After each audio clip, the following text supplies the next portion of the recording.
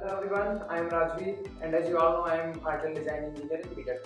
इस वीडियो में बात करने वाला हूँ अपने इलेक्ट्रिकल गेट एग्जाम प्रिपरेशन को लेकर और साथ ही साथ इन सब चीज़ों को लेकर भी कि 10th कहाँ से किया, 12th कहाँ से किया, जी में क्या रैंक आई, जी एडवांस में क्या रैंक आई और फिर बीटेक किस कॉलेज से किया और उसके बाद फिर बीटेक के कुछ साल कैसे बीते और फिर कहाँ से गेट प्रिपरेशन शुरू की और क्या गेट प्रिपरेशन करने से पहले मेरा एमटेक करने का प्लान था या गेट रिजल्ट आने के बाद। तो जो कुछ भी हुआ वो सारी चीज़ें इस वीडियो में बात करेंगे और साथ ही साथ ये भी देखेंगे कि इस सब्जेक्ट में कितना टाइम लगा था प्रिपेयर करने में। इसी जो मैं बोलना चाहूँगा कि कंसिस्टेंसी कि मैं आप कुछ भी करता हूँ। तो चलिए इसी बात पे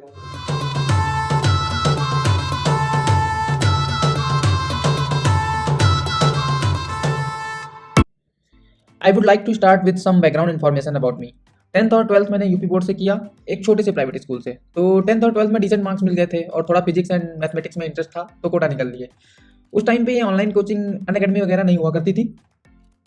कोटा जाके पता चल रहा है कि यार यहाँ तो लड़के 8 से आईआईटी की तैयारी में लगे हुए हैं और हम 12th के बाद आ रहे हैं।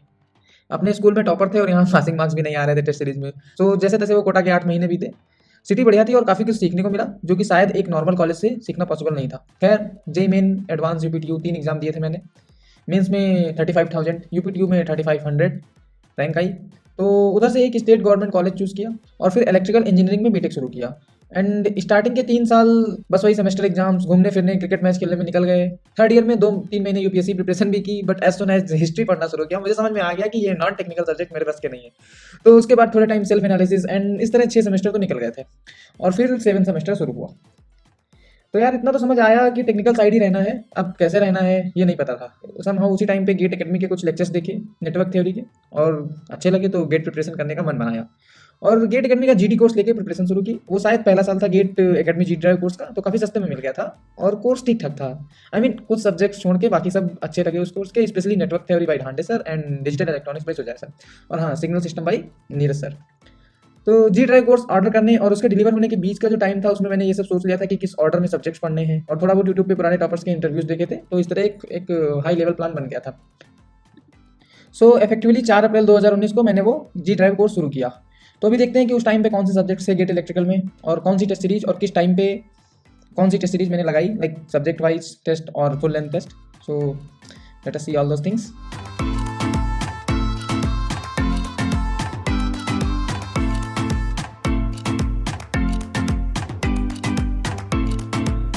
तो ये टेबल में हम लोग देख सकते हैं कि सबसे पहले मैंने नेटवर्क थ्योरी शुरू किया था और किसी को भी नेटवर्क थ्योरी से ही शुरुआत करनी चाहिए। तो अगर आपने इससे शुरुआत नहीं की तो आपको बार बार वापस आके इसके कुछ कॉन्सेप्ट्स पढ़ने पड़ेंगे। तो बेटर है कि आप पहले आराम से शुरू करिए और पूरा अच्छे से टाइम दीजिए इसको। और कोई भी टेस्ट सीरीज होगी आपके पास तो उसमें सब्जेक्ट वाइज टेस्ट होंगे, तो आप टॉपिक पढ़िए, चैप्टर वाइज टेस्ट दीजिए, फिर पूरा सब्जेक्ट का टेस्ट दीजिए और फिर इसको आराम से इत्मीनान से 1 महीना लेके खत्म करिए। फिर दूसरा मैंने शुरू किया था सिग्नल एंड सिस्टम। उसको भी मैंने प्रॉपर 1 महीने लिया क्योंकि वो भी इलेक्ट्रिकल के लिए काफ़ी बेसिक सब्जेक्ट है। लाप्लास ट्रांसफॉर्म और ये सब काफ़ी बेसिक चीज़ें उसमें होती हैं, तो उसके लिए भी मैंने प्रॉपर टाइम लिया।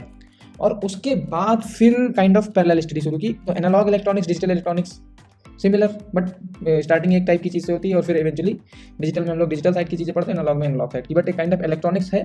तो साथ साथ में मैंने पढ़े और साथ ही साथ में कंट्रोल सिस्टम भी रखा जिससे कि बोरिंग ना लगे। सबकी स्ट्रेटजी अलग अलग हो सकती है, दिस वॉज माइन।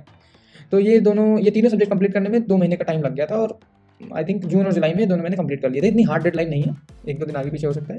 और ये इंजीनियरिंग मैथमेटिक्स काइंड ऑफ, इसको मैं ऐसे करके पढ़ रहा था कि अप्रैल से अगस्त के बीच में मैंने इसमें 15 से 20 दिन का टाइम लगाया होगा। 15 से 20 दिन आप एक दिन पे 5 घंटे का एवरेज रख सकते हैं। तो इसको मैं अकॉर्डिंगली पढ़ लेता था जिस दिन मेरा मन होता था, क्योंकि मैथमेटिक्स काइंड ऑफ कि आपको उससे लगे रहना चाहिए, वरना मतलब जब भी मूड फ्रेश करना होता था या कुछ भी बाकी पढ़ने का मन नहीं है तो उस टाइम पे ये सब्जेक्ट धीमे धीमे पूरा होता रहा। और ये जो इलेक्ट्रिकल के जो कोर हैं, इलेक्ट्रिकल मशीन्स, पावर इलेक्ट्रॉनिक्स और पावर सिस्टम, इसके लिए प्रॉपर टाइम लगा। सबसे ज़्यादा टाइम इलेक्ट्रिकल मशीन्स में लगा क्योंकि डीसी मोटर, सिंक्रोनस मोटर और काफ़ी सारी चीज़ें हैं उसमें, तो इसमें सबसे ज़्यादा टाइम लगा था मुझे। और पावर इलेक्ट्रॉनिक्स में भी काफ़ी टाइम लगा था। और पावर सिस्टम ऑनेस्टली मैंने ढंग से नहीं पढ़ा था, बट हाँ क्योंकि मुझे पसंद नहीं है एक्चुअली पावर सिस्टम। लेकिन हाँ ये तीनों सब्जेक्ट पढ़ने में 4 महीने का टाइम लग गया था। और इन सारे सब्जेक्ट्स को मैं एक लाइक जो भी यूट्यूब जीडी कोर्स था उसको मैं पढ़ता था और जब 2-3 चैप्टर खत्म हो जाते थे, तो जब भी 2-3 चैप्टर खत्म हो जाते थे उसके चैप्टर वाइज टेस्ट में साथ साथ देता रहता था। और जो पुराने जो सब्जेक्ट जो कंप्लीट हो चुके हैं उनके बीच बीच में जब भी मन हटता था इन सब्जेक्ट से तो उनके सब्जेक्ट वाइज टेस्ट में अटेम्प्ट कर लिया करता था।